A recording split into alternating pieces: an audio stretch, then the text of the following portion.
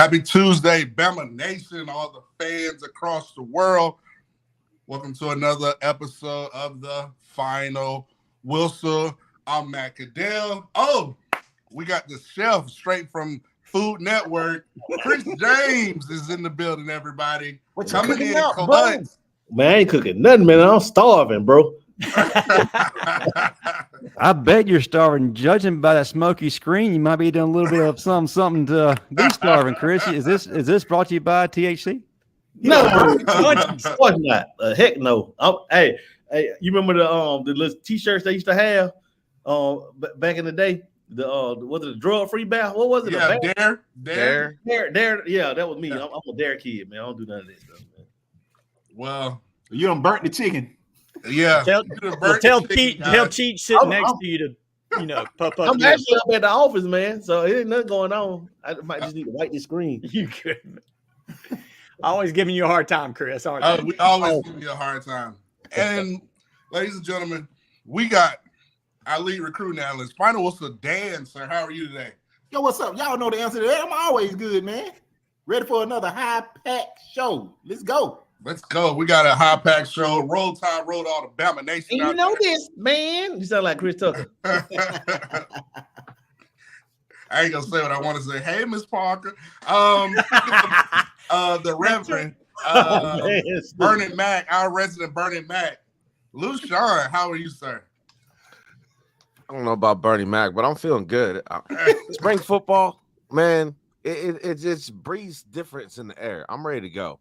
Let's go. We're gonna talk about it real quick. I got some off the script questions. Ladies and gentlemen, around the table sports, Blazes Hayes' cousin, the man, the myth, the legend, Mr. Ty Sly Hayes. How are you, sir? Doing good. Doing all I can to keep Blaze at bay, but we're taking it one day at a time. I heard it. Looks like Blaze is at Chris's office. If you know what I'm saying. We might have paid him a visit. Hey, is it the lighting? I don't know what it is. We just roasting you, bro. That's what we do. It ain't the lighting, it's your weed, man. You look like he in the upper room. You gotta looking like well, I'm not gonna say that for later. But anyway. Blaze is in there with that glorious mullet. Speaking of later, ladies and gentlemen, I said Ty's the man, the myth, the legend. This guy is so legendary. His last name is Petty. He once was the drink champion of the Strip for 3 years. Week 0 Sports, Workspace Solutions, the legend, Daniel Petty. How are you, sir? Man, ready to be here. Hey, camp starting all that. All I know is that means that's 4 weeks or however many weeks till I get to come back to the campus, to the capstone, my stomping grounds, which is the Strip. Let's go. I love it. Glad to be here with you guys. Go ahead, Petty. No, glad to be here with you guys, man. Go for it, Chris. Always. Hey, man. Hey, Dan, gas up the Pacers. We got to take a trip to Gainesville, boy. Hey, the basketball team, boy, they getting woo. Gas up the Pacer, Matt. What Martin used to say. Oh, gas up the Pacer. Is there a chance old Elroy gonna show his head? Elroy gonna have to, boy. Oh man. Well, let's start on a lighter note, guys. What Bama needs is an upgrade in their business right now. And Petty, could you tell us how they can get a good upgrade with Workspace Solutions, sir? Yes, workspacepros.com. Grow your business with us, man. We will be your digital online presence with digital marketing, web design, content writing, SEO, anything you need to help your business grow. We're the solution. Come check us out at workspacepros.com. We sponsor these guys, so we got to be legit, right? Legit. That's what we do. So we hit that like, subscribe button. We're on the Bama standard, the standard of Bama content. Period. I'll leave it at that. Guys, we got a lot of great topics. I know y'all are excited to get in the comment section, everybody. So we got a lot of different topics. We're going to talk about, spring D-line battle, who will come out on top, post NFL combine, a lot of slew of topics. But let's start about the spring defensive line. But before I get to the spring defensive line battle, what are you guys? They started practice yesterday. What's got you guys so excited about spring training? Just name one thing, and I'll go around the horn before we go with the defensive line topic. I'll start with Dan, and then we'll go LaShawn, Ty, Patty, Chris, and then round us out. Definitely, guys. I like the fact that we're here, and the one thing, I guess the music playing. That's something that you didn't see at a typical Coach Saban practice. You know what I'm saying? The atmosphere, the attitude, the energy. It was just awesome. I thought that was really cool. I love it. Let me go first, no more. Taking my answers. LaShawn, give us yours real quick, sir. I'm excited for these new numbers that some of these dudes is rocking. I'm excited for these big dudes and little numbers. I'm excited for our cerebral linebackers wearing single digits and, 11. That I like it, man. It's a new look and it's brand new. And that works for what this team is because we're brand new. You know what I'm saying? I love it. I love it. Mr. Hayes.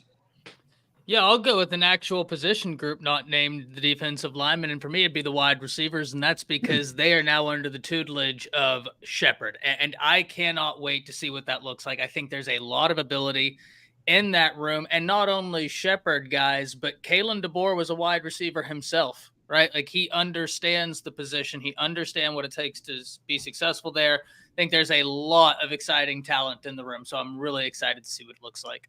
Yeah, I'm excited to see what D is going to do out there for the receivers. Negative Ghost Rider. I thought I could get somebody out there. You gonna get a van. You might get Van. Van too sharp for that one. Yeah, Van way too. He too clever. Speaking of clever, Patty, what excites you about spring ball, sir? Competition. It's competition, man. Coach DeBoer said we got it. Let's see it. Let's see. Man, it's a new era. You got to prove yourself to this new coaching staff. So I want to see dudes step up and regardless if you were the man before they got here, prove to this new staff you're the man. So competition. I'm excited to see it. I'm excited to see who takes these jobs.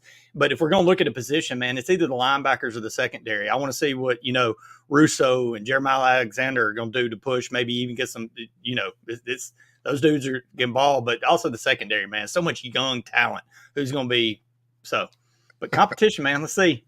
I love it. Sounds like the man that was, he says, ask Ty if I can get some legal counsel. All I had for the judge was a Shaggy quote. It wasn't me.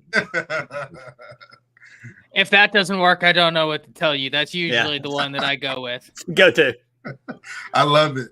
Chris, give us one thing that excites you about spring ball. Patty, let's see if you're going to make money, over or under. You're so crazy. Just the boy style, man. Just the way he's doing things. You know what I'm saying? Yeah. Like how he just switched everything up and it's brand new. It's like, so that breeds excitement amongst the players.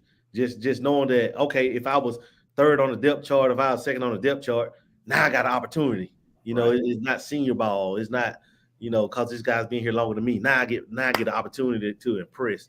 Right. And that right there, so those guys that's been sitting in the wings, like Devontae Smith, guys like that. Who else? Man, like the Latham, especially. Yeah. Nobody bigger than Russo and James Smith. Those two guys. Alexander. Alexander. Yeah. The Curtis Perry's, guys like that, guys with something to prove. And just the opportunity, just the board doing it his way, man. That's right. Love it. I love it. And I'm gonna round us out. One thing that got me excited, I was looking at the video footage and some of the clips. Coach Cap looked like he was already chewing the offensive line out, and that just got me fired up. I think that was the type of energy we need up front on the offensive line. He's a no-nonsense, intense guy, and just to see him, getting at people in that still shot photo, I was like, yeah, we're right where we need to be. So I'm excited about that. So let's transition to let's talk about Van's quote real quick. He says, I'm trying to contact the boy I want on that sideline wearing overalls and no shirt looking like Cajun man from the water. What he did, Matt? Dang. He probably do that when he see Kendrick Long line up in the backfield, you know. Listen, let's talk about the defensive line. Let's talk about this D-line battle. I heard you guys mention a few names. You know, Chris, you kind of mentioned some. So let's start with Lushawn, then we'll go Ty, Patty, Chris, Dan, then myself. I'm gonna go with the Wolf position, just because I think this is the one that's the most open-ended and the one we don't know anything about. Because I mean, we lost who would be playing this position, the Dallas Turner or Chris Braswell. So I think it's going to be interesting who steps up in that outside linebacker room to be our top pass rusher. Because I mean, let's face it, we got some deep, mean talent in there. And it's going to be interesting to see what Christian Robinson does with these dudes, because he's had past pass rushers playing to a tilt. And the talent that we have, and we got dudes we could rotate, I mean, let's be honest, 3-4 deep and not lose a beat and keep that intensity up for all 4 quarters of the game.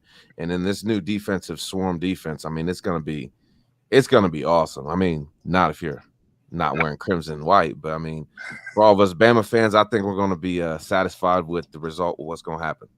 I like it. Mr. Hayes. Yeah, and Lushawn, to add on to your point, I also think that's the deepest room maybe in college football. If we look individually, when you're talking Keon Keeley, who was the number 2 player in the nation, 5-star, Jan Zapier, 5-star, Jeremiah Alexander, we have to remember, came to Alabama at edge, has since transitioned to inside linebacker, but he was a 5-star number 1 edge in his class.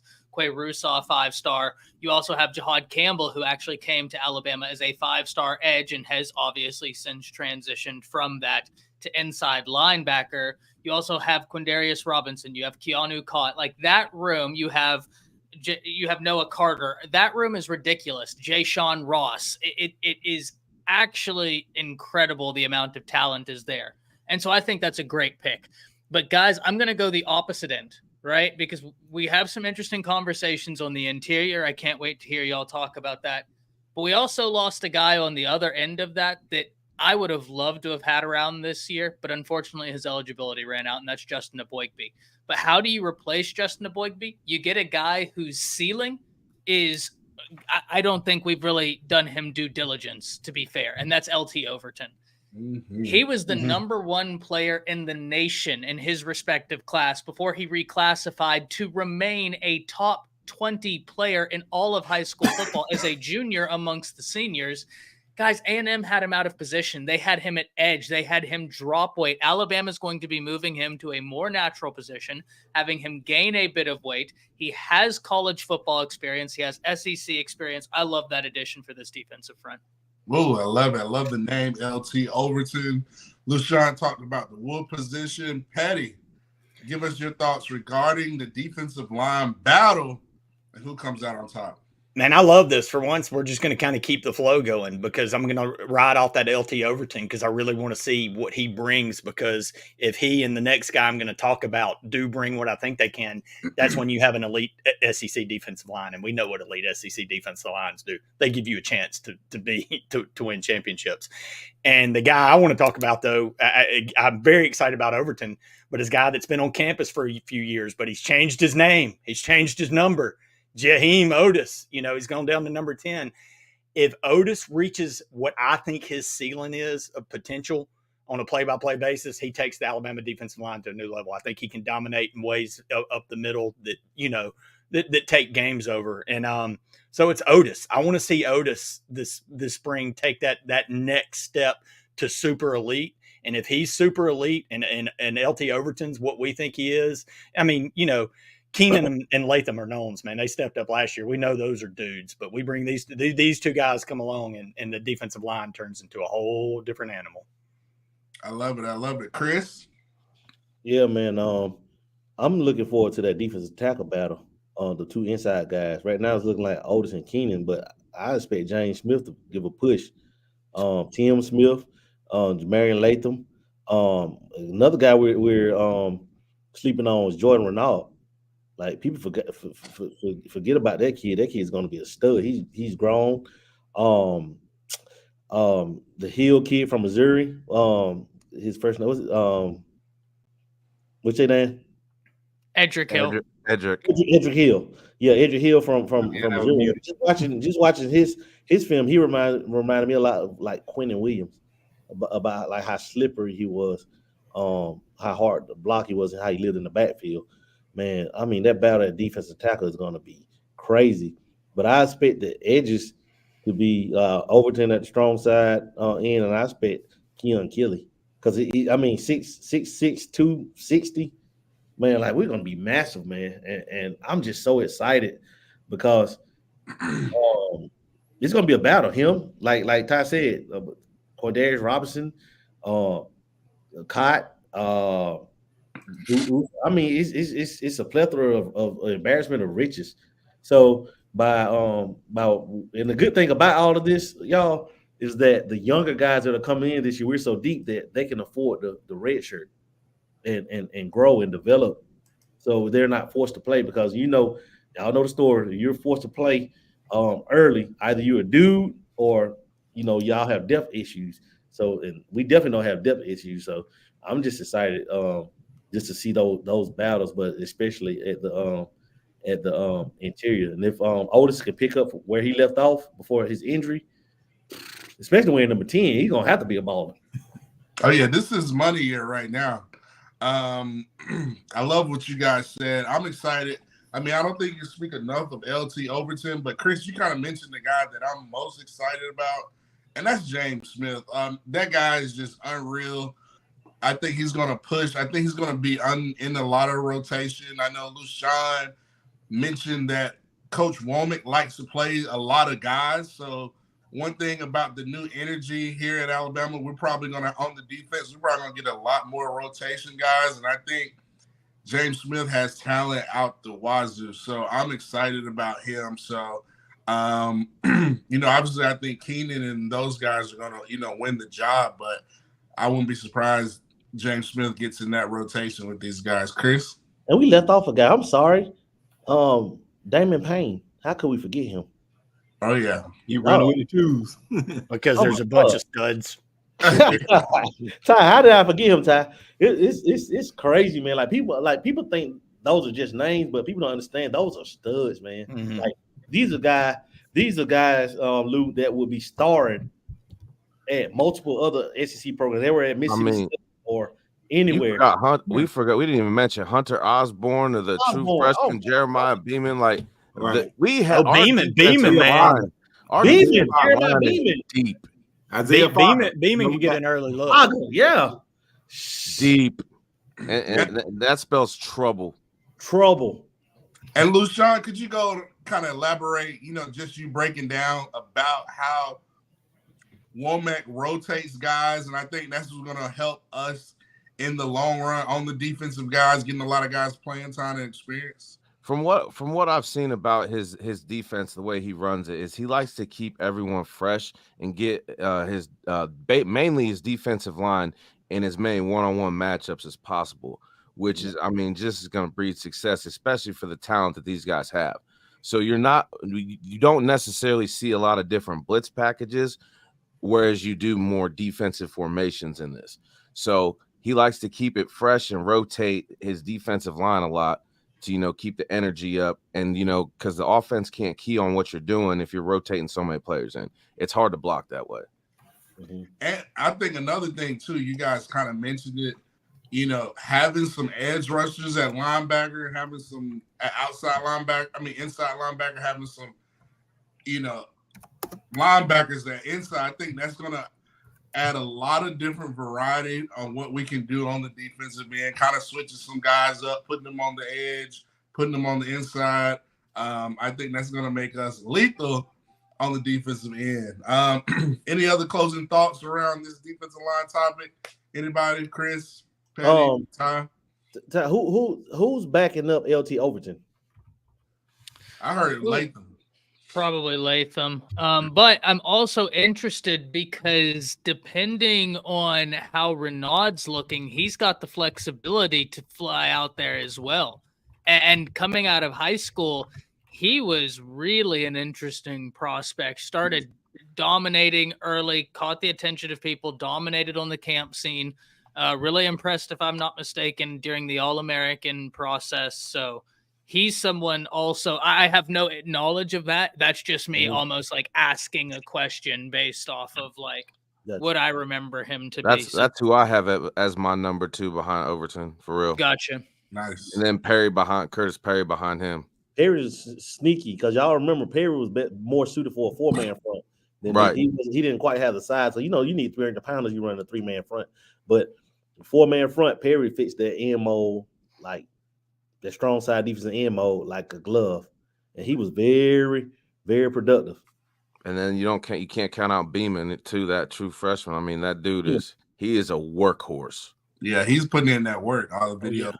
But Hunter Osborne, look at that lineage. His dad was freaking Willie, a stud. Yeah. and then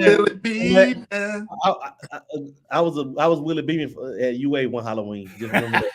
the locker room Willie Beeman. I thought you were Booster Collins one Halloween, bro. You didn't go as Rudy?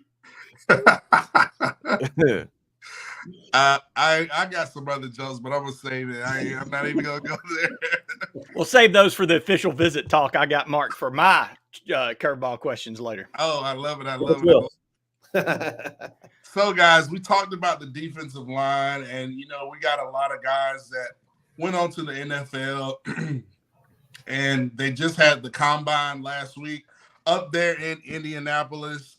I kind of, before we talk about post-combine reaction, I want to give y'all thoughts about, a lot of the top guys, your Caleb Williams, your Harrisons, they're not really competing. Jane Daniels not really throwing. Do you think the combine is kind of losing its luster, especially with having a lot of guys kind of opting out, really focusing on pro days? I just want to get your initial thoughts regarding the combine. Dan. Definitely not. I don't think it's not losing its luster. I think, you can really hurt yourself by not participating in combine. The more eyes you get on you, the better. Some guys, it don't really matter. If a team just got the mind made up, they're going to take a Caleb Williams. But, a lot of times it helps out a lot to show your competitive nature. But when you're opting out of games and things like that, you don't want to participate in the combine. It kind of says something about that. You want to be a leader of a franchise. I think you want to be able to compete whenever the opportunity presents itself. So the combine never loses luster. It is what it is. It's the ultimate. It's the top. So it's the best of the best. So why would you not want to be able to perform and showcase yourself on the greatest stage? I love it. So speaking of the performers, guys, let's talk about Alabama guys performing in the combine. Let's talk about the guys who you think, did their best, whether stock up, stock down. I'm starting with my other half of the unofficial GM, my other half of our restaurant, Chicken and Ribs, Chris James. Chris, what is your thoughts regarding the combine around, who you thought really helped themselves and kind of solidify themselves in this draft? Well, nobody not named Xavier Worthy or Nate Wiggins helped themselves out more than Dallas Turner. I mean, at that size, running a 4.4, man, you outran Terrion Arnold. Yeah. Then you jump to 40.5-inch vertical. Mm-hmm. Like, that wasn't an NBA draft combine for vertical. That's a how they did it, Matt. They made it hard for us. Like earn them 40. You're gonna earn those 40 verticals. But Dallas Turner, man, he helped himself out tremendously. I also thought that Jermaine Burton ran well. Anytime you're a receiver, you can run the 4.4 range with his skill set. Mm-hmm. I think he made himself some money. I think he locked himself in, solidified himself in as a day 2, possibly second rounder. Late second round draft pick. If there's a run on receivers, he could slip in there. Those two guys, I thought helped themselves the most out of everybody. Hey, Patty, you checking your emails? Man, I will try to. My Tragic. bad, guys. It's that AOL I'm going to messenger. quit typing stuff, doing that. Where's I get Justin, some man? button that does Where's that all the time. I just like y'all to look at me. I'm It's so that rude. AOL messenger. Where's Justin? Look, can I not go to farmersonly.com during the show? What are you wearing tonight? He's gonna show up every time. Every time you go log on to Farmers Only, that's gonna pop up. I'm just glad I didn't pull up the picture I was searching for. On the Auburn shirt, she had on the Auburn shirt and the pitchfork. Yeah. Oh my goodness. Sisters that like sisters. War Eagle. I'm gonna ask everybody to check. Y'all find us some help. Wow. Y'all are too funny. I'm gonna go Ty. I love to hear my main man Ty. Then I go Petty. Then Lushawn. Ty, what are your thoughts if you were able to hear kind of some, just news? No, I'm gonna change it up for you, Ty. Talking about Alabama players, who do you think is going to be a good fit for a guy like Dallas Turner and Terrion Arnold? What teams? I'm probably not the person to ask that question, just because ever since I got started on Bleacher Report, I think I watched 5 NFL games all year, because on Sunday I'd just be watching college football for the Bleacher Report stuff. So I'm not the one to ask that question at all. I have no idea really anything about Minnesota Vikings, your team. You're supposed to play. Even then, like I think I watched one Vikings game all year, just because on Sunday, like anytime I'd be watching college football. And then I got to a point where I just prefer college football to the NFL, and then it got kind of tough to watch the NFL. And so yeah, I don't know. I heard it. I love it. Patty, any thoughts? Fits, stock risers, guys maybe hurt themselves. Whatever. What are your thoughts? I just kind of got to echo. I think Burton really helped himself running that 4.45. I think Braswell had a good showing, but man, to echo what Dan said when you asked him, does it matter? Yeah, it absolutely does, because you can go in at a guy like Dallas Turner, who was already looking like a top 15 pick, but at defensive end, and I said this in the other show, the reason the blindside tackle is the second highest paid player in the NFL is because of the defensive end. When you show up and run a 4.47, like he did, that kid just signed himself up for a top 10, maybe top 5 pick. So, man, no doubt Dallas Turner. He ran faster than Key and Arnold. That's just sick, man. And then and look, you can do a lot of things in the Underwear Olympics to prepare and get yourself maybe shave some time, but then you bust out a 40-inch vertical. That just shows a special level of explosion. His arm length, man. Dallas Turner, there's going to be a lot of Alabama guys go. Like you said, I think some guys move up. Will Riker, there's so many kickers in need. He could be a year where a kicker gets to go a lot higher. But no doubt, man, you can only rave about what Dallas Turner did so much, because that was unfreaking believable. That to me is more impressive than the receivers running 4.2s or whatever. I love it. I know it. You're blowing up on that farmersonly.com over there. Man, I didn't realize the key was to put in Sisters Searching for Sisters War Eagle, and then I just go over the top. Hey, Petty, you had a question for Matt, right? Oh yeah, Matt. So speaking of fans only, Larion McClain, if y'all don't know, he played fullback for Alabama and a little team called the Baltimore Ravens.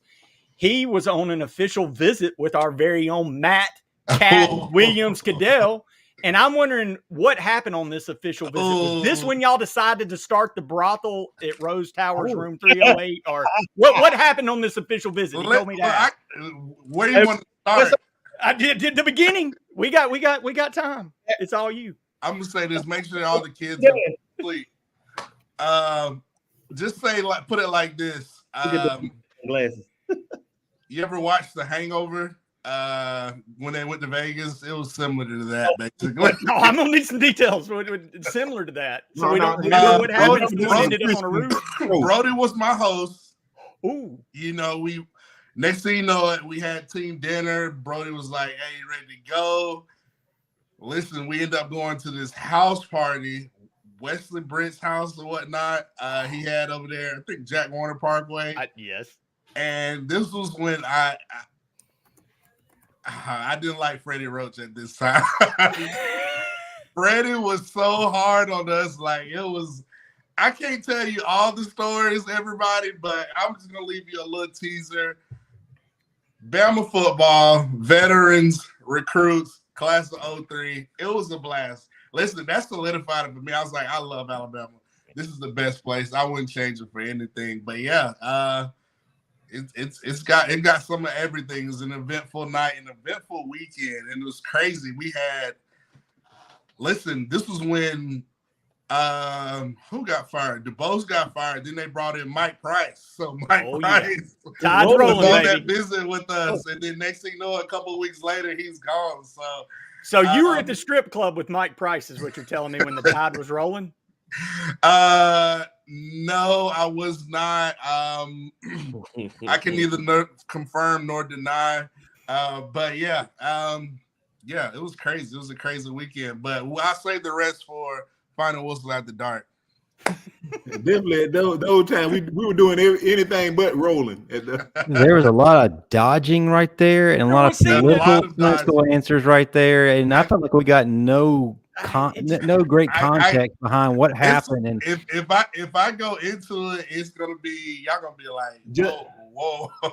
Did girls flirt with you on this trip? Justin, he got that speech from Bill Clinton. It is. Matt's over there. I do not have sexual relations with that Bama Bell. Matt, you led this off with it was like Hangover, so I wanted to know who pulled the tooth out and who married the prostitute by the end of the night. But wasn't no tooth pull. Just say it was basically waking up the next day like, oh my gosh, and trying to do a tour of the campus. Things kind of get a little saucy if you haven't eaten. Oh Lord! So I'll leave it at that. Van Ellis says Mike Price paid my cover charge in the furnace.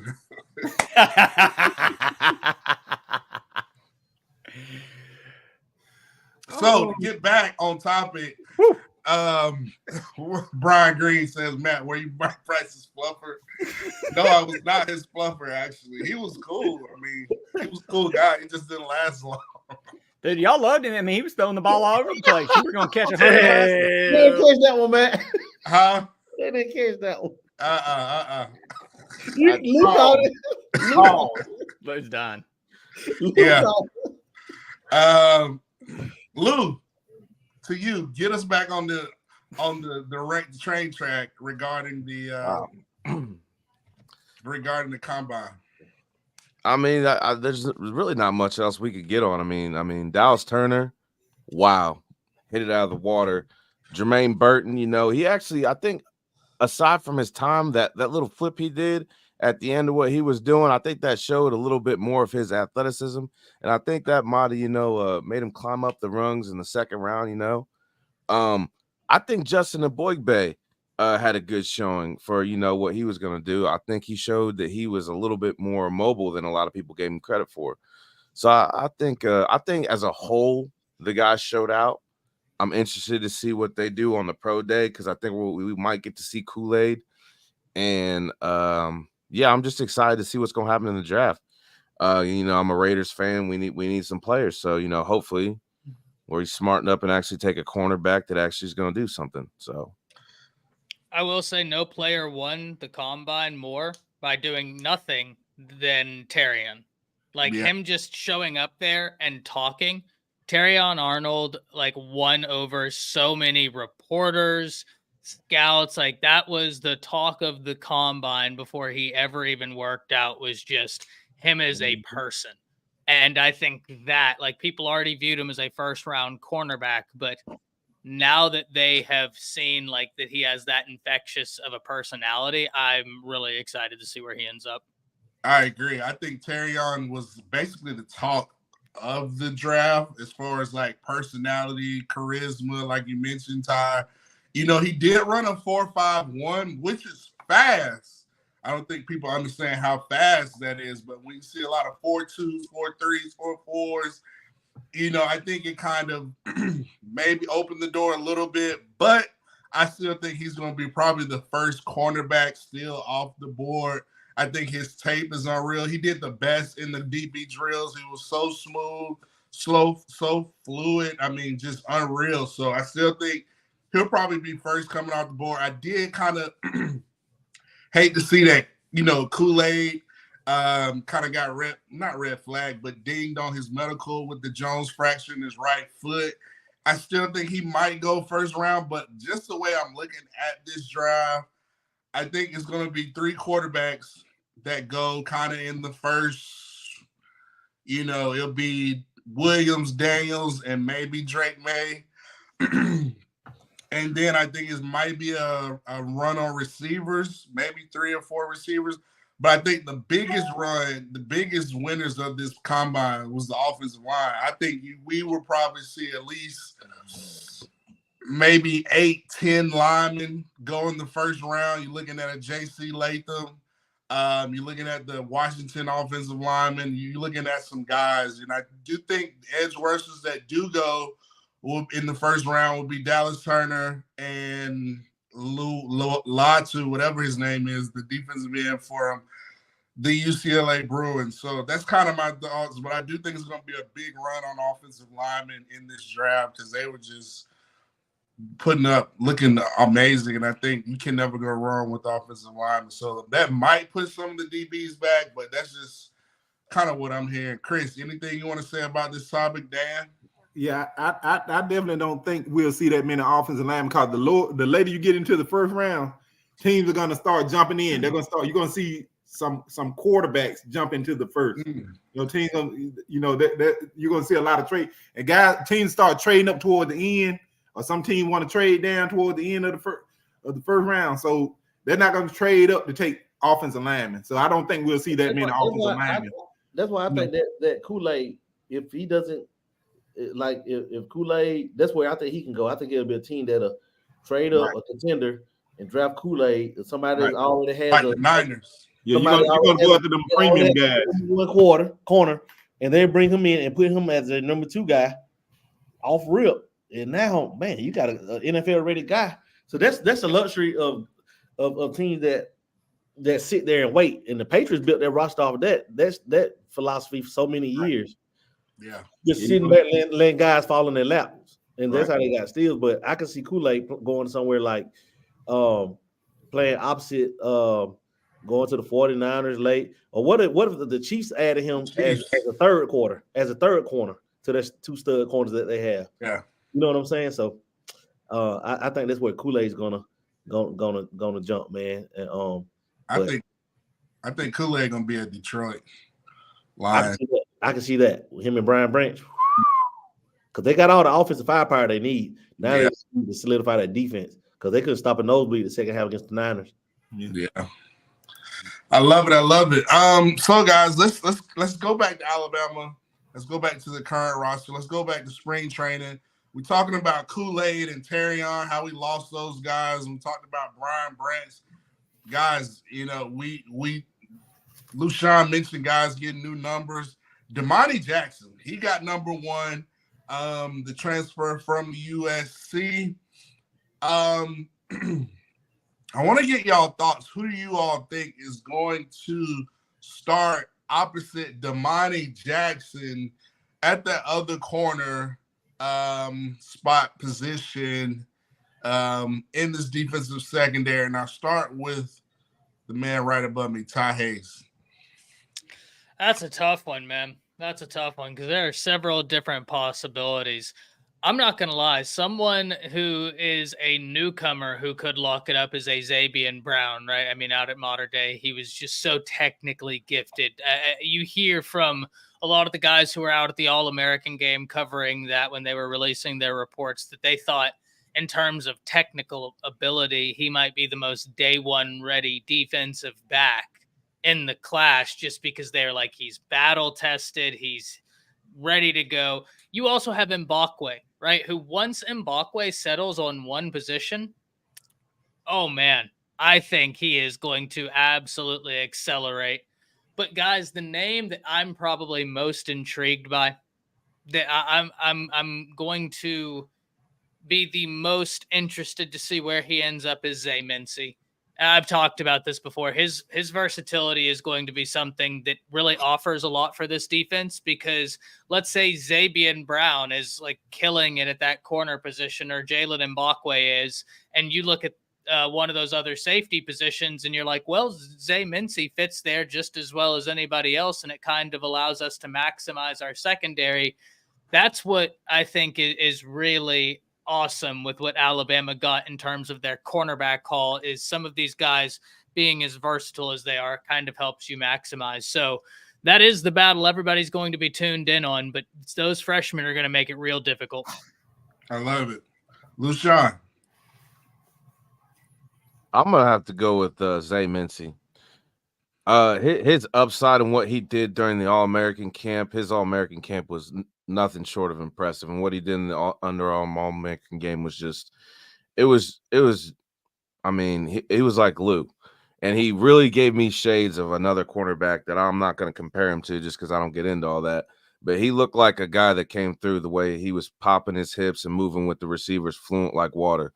So I think we do have a lot of talent, like Ty said, like Mbakwe, and I love Brown's game too. But I just think Mincy he's a little bit more physical in his business, and he's a little bit more smooth how he kind of breaks down plays. So that's just my pick personally, just for like, especially like what this defense is going to be going into next year. I think he fits that other corner position opposite of Domani Jackson the best. Chris James, I want to hear your thoughts because I know you got a different name other than Zay Mincy. I'm going with Jaleel Hurley. In the system a year, he was a 5-star at one point. You remember Dan early on, his senior year, he was a 5-star, and I just think that just by him being there a year in the weight room, getting his feet wet last year, going up against Burton and those guys in practice, I think that the game will slow down for him, and he'll be able to secure that spot. And then another thing is, I think that if we are going to be a zone predicated defense, more zone wise, I could see somebody like Mincy, somebody long that can play that cover, that deep third, that balls in the air that can contest. Because you got a big physical corner on the other side of Domani Jackson, then you have a long 6'2", 6'3" corner in Mincy. So I think it's going to come down to Hurley and Mincy. I like Xavier Brown. I think he's going to play, but I think year 2 is going to be where he really shines. He and Mbakwe. But I think that I'm going with Hurley, man. Because you think about it, it would have been Antonio Kite. He left. It would have been Dez. He left. So who was next in line? It was Jaleel Hurley. So that's who my money is on. Petty? Mute. You on mute, Petty. That's what I was talking about earlier when we were talking about spring practice outside of competition. I think the most exciting battle outside of quarterback is the secondary, because there's so much talent and there's so many guys that are kind of versatile. We know what we got in linebacker and defensive line. It's just it's a lot of dudes and a lot of depth. So, but this is going to be the kind of more unanswered question. I'm with Chris. I think Hurley's probably got the early step, but man, Xavier Brown is absolutely a guy. And I don't, and someone like Mincy, the one thing I don't know about him, I would maybe lean that way because that kid's a stud, but I think there's a shot he could end up at safety too. I mean, I think he's versatile enough to play both sides. So I don't, but again, that's the exciting part. There's enough of these guys that can play either on the outside or play at safety. And there's enough of them that, man, there's talent out there to go around and get in the right spots and figure out. So I'm really excited, but I'm kind of with Chris on this. I think we'll end up seeing Hurley, but man, if any of the freshmen, and I know we're not talking about Mbakwe, he's one of the most highly rated, but Ty nailed it, man. Brown's something special. I think he's going to be, I don't know, man, look out for Brown, but Brown, Hurley. I love it. Dude, no, wide receiver. I'm going to win wide receiver with him on NCAA 25. Oh, Lord. Who's your quarterback? Ty's shaking his head. Ty's trying, if he could poke me from another room.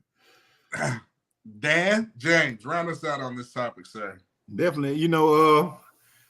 It's not a give me that Domani Jackson start. Chris, one name you forgot to mention that left that was guaranteed to start. That was going to be Trey Amos. Oh, yeah. Yeah, Amos was going to start. Yeah.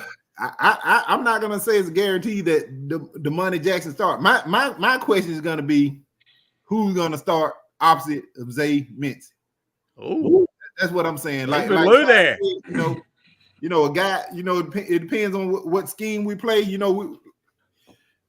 I love his length, his versatility. I sit him on the island, freshman. He's ready, physically ready. Xavier Brown, I love him as well. But I doubt we have 2 freshmen corner, but one of those 2 guys. The question is, I'm more likely to ask who's going to start opposite of one of those 2. I love it. I love it. I love it. Question real quick. Doesn't one of our DB coaches have experience coaching longer, taller cornerbacks? Yeah. Specifically, actually, I think he has experience with especially longer, taller cornerbacks. I think that's going to be interesting. I think that might have been a secret appointment right there that we didn't even realize happened for a reason because of our personnel we have. Yeah, Coach D. I love it. I love it. I love it. Man, Artie, back to that recruiting visit. Listen, I'm gonna have to tell you, it's some X-rated stuff that goes on. I'm just being honest with you guys, man. But I'll tell you all. Listen, tune in, Final Whistle After Dark. I'll tell everybody. So everybody, moving on to our next topic. We're still celebrating Coach Saban's era, and we want to talk about his top assistant coaches. And we want to set it up. Give us your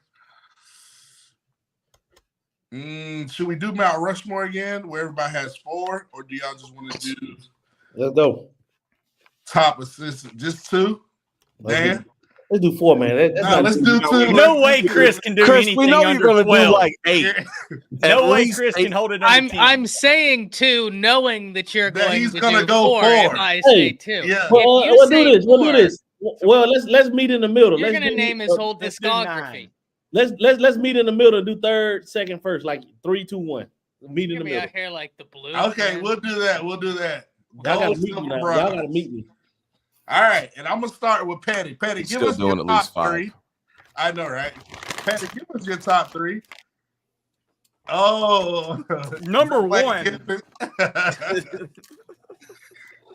Number 1, get your popcorn ready.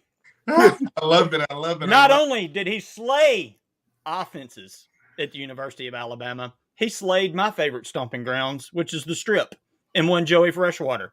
Oh, Resurrected the Bama offense, changed the game at Alabama, was the man, Joey Freshwater. But no, I mean, look, Kirby, I would say Sarkisian, but man, I don't want to just go all coordinators because look, Kirby was the longest running. Look what he's done after. But I'd give and credit to my co-host on week 0, Kiffin. I mean, Kirby took over Georgia. He made them 1 win better. Kiffin's doing it at Ole Miss. He's done things at Ole Miss that no coach has done. That's a lot harder to do. And my 3rd would be Sarkisian, but I'm going to go back, man. I'm going to go back to the guy they put on the Jumbotron. Yeah. Scott Cochran, man. Cochran was that dude that just kind of set the physical tone at Alabama. We went from, I don't know, man. We started looking like robot machines in that era with Julio and all the big beast at linebacker. So Scott, Kirby, and my boy Joey Freshwater. I love it. Ty Hayes, give us yours, sir. Yeah, so I'm just going to go from my personal favorite, right? So I'm going to give offensive coordinator, defensive coordinator, and then an assistant. Bill O'Brien. Oh, God. No. I don't think it's any secret, guys. Whenever Steve Sarkisian was the offensive coordinator at Alabama, like he was, I think there's a lot of similarities between he and Lane Kiffin. I've always said I think Sark, in terms of play calling, is just a super creative guy, and it was a really fun offense to watch. It was just a blast. In terms of defense, Jeremy Pruitt, right? If I'm not naming Kirby, and Kirby is the answer, right? But given that, like, if that's off the board, Pruitt, just because super physical defenses, they were aggressive, they were going to come after you. And then an assistant. Guys, I was a big Carl Scott fan. He recruited really well for Alabama. He brought guys in like Pat Surtain, like Kool-Aid, like that guy was Jordan Battle. I mean, Carl Scott was awesome. That's why I was so excited whenever there were reports that like, oh, could Alabama bring him back? And I was like, yes, please. But alas, so those would be my three, and that's more of a personal thing. Lushawn,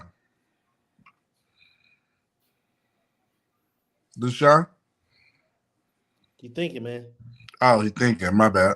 Yeah, man, this is a very tough decision. You know, I would say offensively, obviously, it's going to be my half brother Lane Kiffin. I can't really mess with Sark anymore because he left us for an orange school, and that just breaks my heart. So I got to give it to Lane on that one. Defensively, I'm gonna go with Kirby, just because I mean I love Kirby before he became a dog. You know, I got a lot of respect for him. I mean, look at what he's done. I mean, look at what he's kept up. He's kept on the tutelage, and you know, the respect for college football that has died throughout the country. He has kept his program at the top, doing the same thing. And I'd say the assistant, I'm going to go because he was a graduate assistant. I'm going to go Glenn Schumann, just because this dude is a recruiting specialist and he continually gets the top linebacker talent year in and year out. It doesn't matter that he got him the year before. He still continues to get him. That is dominance. And I love that. And that came from Saban. Let's face it. The man was dominant. He bred a tree of dominance that basically took over college football. I mean, let's face it. This year in the playoffs, we got 12 teams. There's going to be 8 former Nick Saban coaches. I love it. I love it. Dan the man. You're on mute. It's simple. It's simple. You know, it's you got the name Cochran. Kirby first, number one. Cochran number two. Though they laid the foundation of what we were under Nick Saban. Number three, man, I would have given. I appreciate what Lane did, Petty. You know, I appreciate he did. He was tremendous. He was a pioneer in changing the way we approach offense in Tuscaloosa. But the guy that perfected it, it was none better than Sark. You know, so those are my three to make it short. Chris? Well, 3. You got to go with Kirby. That's one. You got to. I mean, he was the ultimate. Then see, I'm doing it from a different perspective. I'm serious.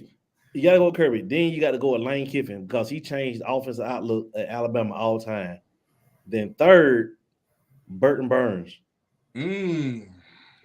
Mark Ingram, Trent Richardson, Eddie Lacy, T.J. Yeldon, Derrick Henry, Bo Scarborough, Damian Wait, hear Harris, my list. Josh Jacobs, Najee Harris, Brian Robinson. Like, dude. I'm gonna go different. Good one. That's good, Chris. Yeah, that's good. Real good. I'm gonna go different. Saban era, top assistants. Damn, Petty. No particular order. You blowing up at Farmers Only. You get them, Farmer. In my top 3, Bo Davis, best D-line coach. Oh, great game. We had all our D linemen going crazy. Ashawn Robinson, Jaron Reed, Dalvin Tomlinson, Jonathan Allen, Darius. What's he Marcel Darius. I mean, the list can go on. Deshaun Hand. List can go on and on. Another name, best offensive line coach in the game, Jeff Stoutland. Ooh. Pedri might have set that up, though. Pedri set him up for success. I don't care. He still proved it in the NFL having the top offensive line. And my last one, I'm going to go Scott Cochran, Mr. Yeah himself. I mean, he put the whole juice, the energy in the football program. So those are mine: Bo Davis, Stoutland, Scott Cochran. Yeah. You gonna tear your ACL?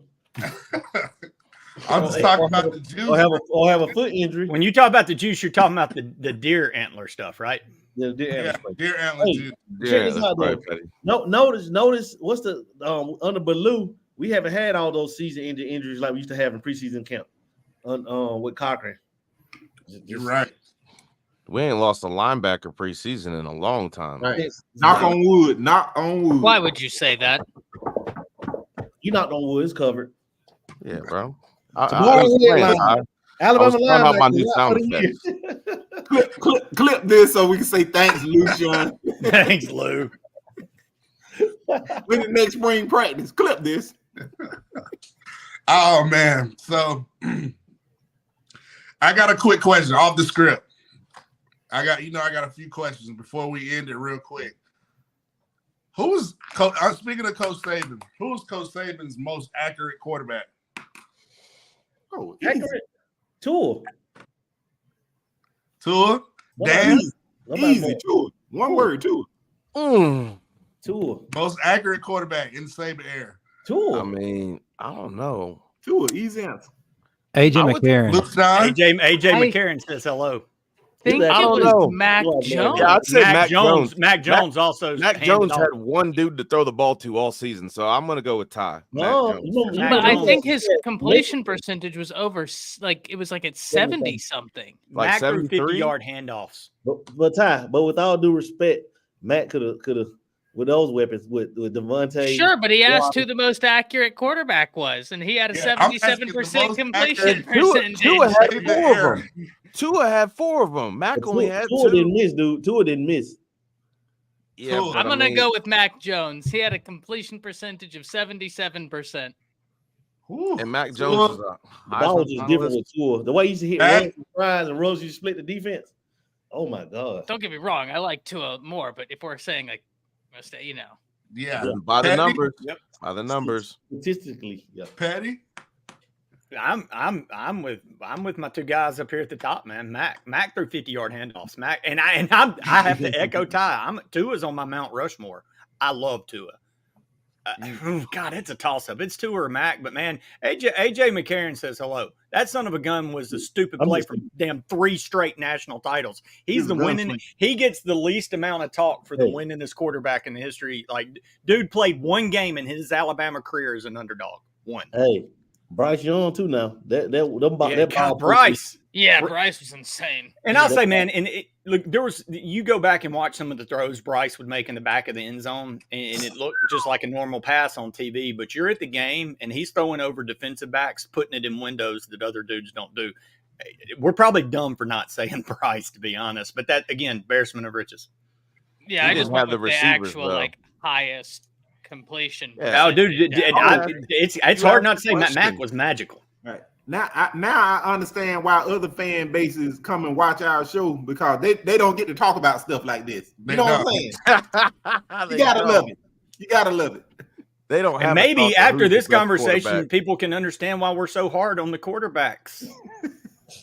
Like, listen, you got dudes in front of you. Like, Mac Jones was a Heisman finalist that year. Like, y'all, like he was that dude that year. Can we talk about Sims? What Lane did with Sims? Oh, that was masterpiece. I say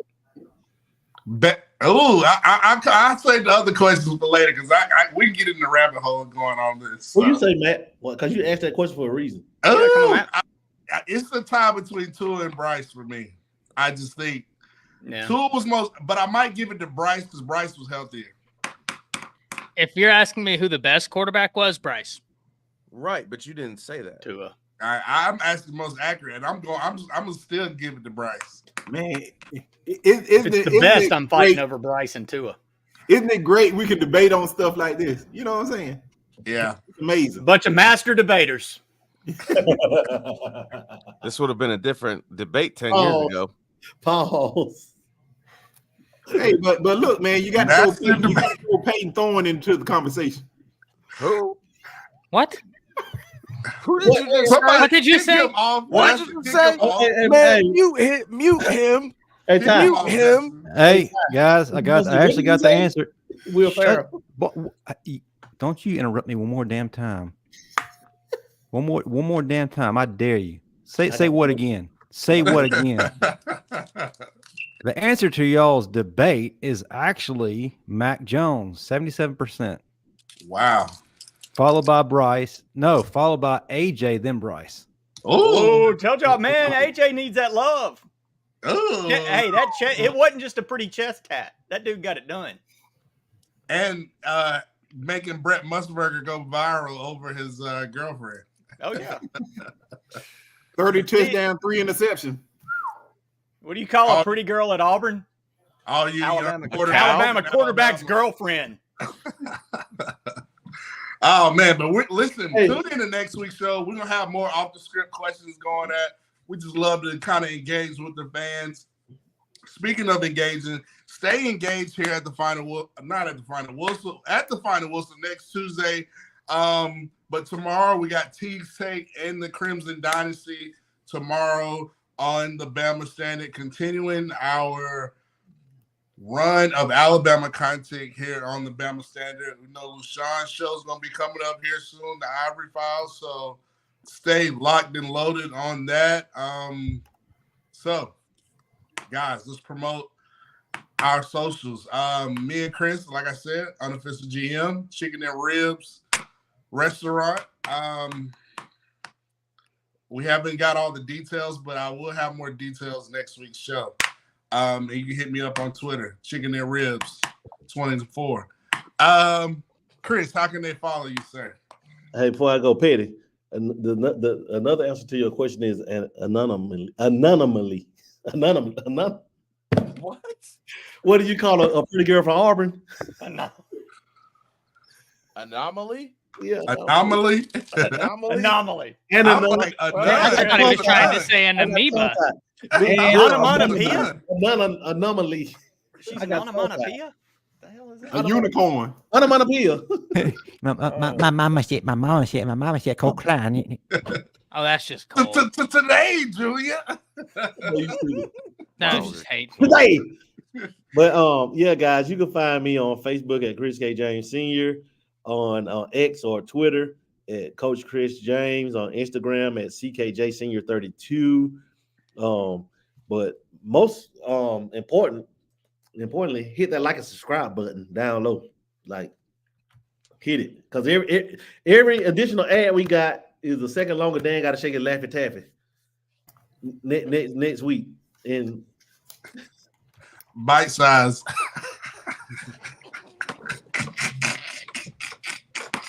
Dan ain't never shook it, Laffy Taffy yet. Who owes us? We forgot about that, Luke. No, we didn't. I didn't forget about nothing. I know y'all, you know, there's a statute of limitations on this now. You know what I'm saying? Not on the shaking of the Laffy Taffy. You can find Dan performing for the senior citizens all ladies night. His name Showtime. Showtime. Bingo night featuring Chocolate Thunder, the eighth wonder. And that's the end of our show. People really greatly appreciate all that you do, and we hope that not many of y'all are scarred after viewing this episode. We invite you to come back next week. We'll have a whole new cast except for Daniel Petty. What do I do? Man, I'm gonna come out in some cargo shorts and Timberlands. Wait. If your name is getting Chocolate Thunder, the Dan, you're coming out. Oh, Pause. Hey, pause. Whoa. Drinking a Coke 45. Exactly. Y'all gonna be evaluating quarterbacks. Oh, there's Ty Simpson. Hated it. Hated it. I can't, man.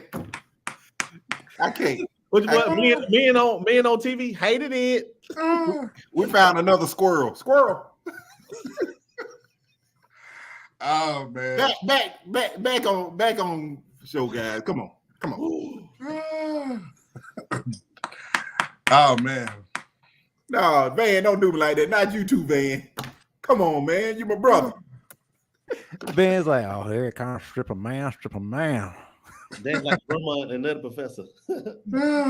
So y'all told me all this time, where Dan worked. I didn't know that was code for Hercules, Chippendale. Hercules. Dan work at all the he dances at all the bingo nights for all the old ladies at these senior citizen homes around Georgia. Waffle House was just a euphemism. Listen, man. I get it. I do the upside. Yeah, he's serving up something. You know what I'm saying?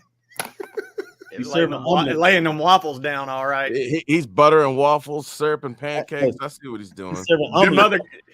When they order smothered covered chunk chop, it means something different to Dan. Yeah, it means a lot different. He's serving omelets, which means I'm gonna let you tip me. Right here in this banana hammock. Right here, put it right here. Thank you, darling. See what you did, man. See what you did. They ain't got the women spend the day all day 401k. And the fun of this next week, Van is our official top fan of the final whistle. Let's go, Van. Yes. Yes. You better hit that weight room, boy. Boy, man, you better get your best Sunday shirt, your flowered Hawaiian for this one. Oh man. You ain't gonna wear the t-shirt with a tuxedo. He coming on Tuesday. Oh, look at him. Get ready. Get ready. No one's paying you for that. Dan, where are you usually performing? that costs $9.99. I know. Dan will be performing at the Assembly Hall down there in Georgia at Bingo Night this Thursday night. Sponsored by Buick LeSabres. Lushawn, how can they reach you, sir? Oh man, I mean, and I want you to do it in the style of a WWE promo. Go. No pressure. Coming to the stage. Oh man, Do you need some help? I mean, we can do some Macho do we have Man. some music or something in the background. Or what are we doing here? All right, we're coming live next week on the Macho Man's gonna run wild up in my universe, Lushawn. Get your act together. Ooh. All right, you can find me on X. You know, that platform where you can say whatever you want and not get in trouble, no matter what you say. You know, it's fun. We get on there, share what we like, talk Bama. You can also find me on Facebook and Instagram at Lucian Graves. And also, guys, I'm sorry, the Ivory Files, you know, we hit a couple bumps, a couple snags in the road, copyright and all this good stuff. But we're getting it sorted out. I hit up some smarter people than me, and they're helping me out with it, which is always important. You always want to not be the smartest person in the room. Very important. Always surround yourself with smarter people, like I do every Tuesday night on the Final Whistle with this great group of gentlemen. Doug shows strikes again. Florida had to got 46 free throws compared to our 25. Doug Shouse, how's he still in the league? Man, that son of a bitch. He's the Ty Hayes, how can they reach you at Around the Table, sir? They can reach around the table if you know. Oh, but you can find me at Around the Table Sports, doing pretty much just constantly talking about college football. I love it. I love it. Patty, how can they reach you? Give us a good Auburn roast, a good NCAA roast. Who else we want to roast? Man, I threw out my Auburn one early tonight. You had to catch it mid-show. I mean, I was on Farmers. You know, it was the special. I didn't know how to infiltrate farmersonly.com. It took code words. I did see your boy Dan Peyton Thorne on there checking out the ladies, but you know, sisters loving sisters. Just the magic word get you in farmersonly.com. Wiggle. But other than that, if you you know, what was Hugh Freeze's handle on there? His alias. I love them from the Orient. Parking lot pimping 1, 2, 3. I don't care which Oriental flavor; they're all good. I don't know. We're about to get canceled. I'll never be. I'll get shot in Auburn, but you know they eat their boogers, so I'm not really worried about it. You can catch me on X, Petty_ Daniel. It's Magruder. It's my middle name. I'm Irish. Also, same. You know, I'm on the face page, and I'm here every Tuesday night with these great guys, causing all kind of hell and making Auburn people happy. That's what we do here at the Final Whistle. Happy St. Patrick's Day. Happy week. Enjoy spring football. And until then, give us those 2 words. Roll Tide. Roll Tide. Woo!